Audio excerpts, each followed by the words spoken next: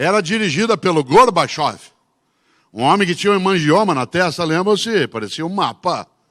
O inimigo do Ocidente era o comunismo.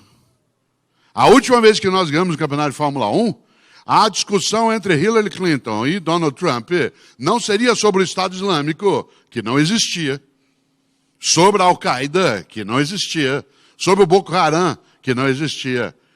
Não se teria um atentado como nós tivemos ontem em Londres, como uma preocupação.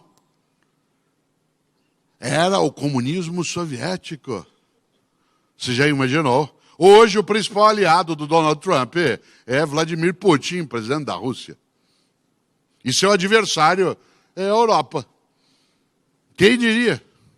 No mundo de mudança e velocidade, o grande risco é eu ficar velho em relação àquilo que faço, penso, pratico, ajo.